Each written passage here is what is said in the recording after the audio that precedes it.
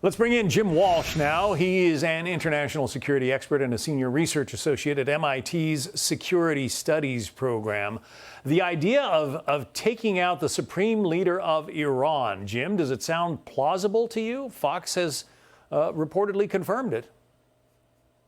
It does sound plausible to me. It's plausible that Israel would have considered that. They have taken out their Iran's most senior defense officials. Imagine if the U.S. Secretary of Defense was killed in a missile strike. So, they're pretty high up the food chain to begin with. But even that, it would cross a line in a way that would commit Iran forever to trying to get revenge against Israel and would embroil the region, widen the war. So it's not in U.S. interest for this war to widen. And I think Trump was wise to tell Netanyahu to back off. What about any Iranian attacks on U.S. forces? The Iranians are blaming the United States for being involved, but so far they have kept their hands off U.S. installations. And, there have been some pretty blunt warnings from the administration as to what will happen if they do. You think they will listen to those warnings? Well, John, you and I have talked many times. You ask me tough questions. That's a tough question. Traditionally, if we're going to go by past history, then we would think that Iran would. Why?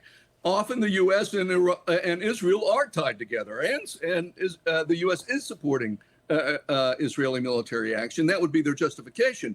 But there's another bit of business going on here. Iran doesn't really have a tremendous capacity to strike back at Israel proper. We're seeing that unfold with the missiles and the drones, but that is not going to have a significant impact on Israel in the near term. They are separated by all this territory. And Iran doesn't have an air force, and it doesn't have the allies it used to have in Syria and Hezbollah. So it is very limited range for being able to exact revenge here for this attack by Israel. Now, what's closer and easier to attack are U.S. facilities. But then the Iranians have to weigh in their minds, like, does this double down on our problems rather than really helping?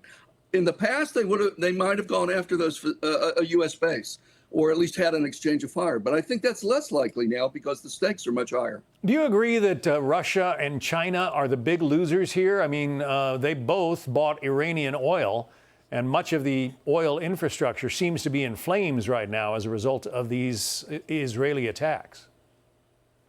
Well, I think it cuts differently for the two countries, right? Russia's an oil producer. The price of oil is increasing.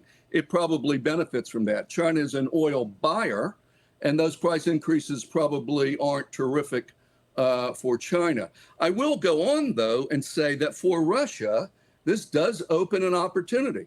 Like, Iran doesn't have a lot of options here, for reasons I described just a minute ago, John. And so their two big options are bad ones. They can go ahead and make the decision, pull the trigger and say, screw it, we're going to go ahead and develop nuclear weapons. You attacked us, fine. We have this capacity. We've had it for, 15 years.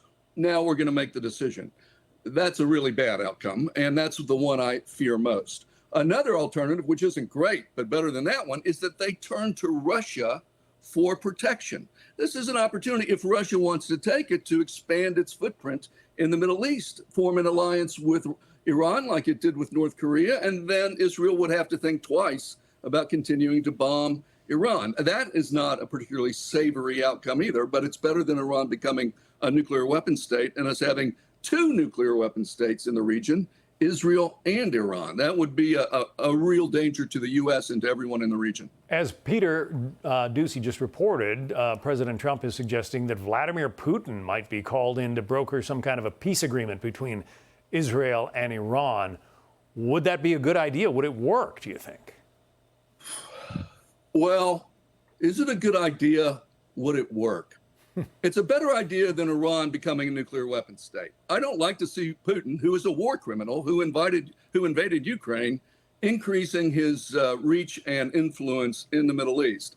But sometimes you have to take the least bad alternative. The question is whether Iran wants that. Iran has had a prickly relationship with Russia in past decades. The old Russia and Soviet Union invaded Iran a long time ago, but invaded them twice They think of themselves as being independent of Russia and the great powers in the U.S. and blah blah blah.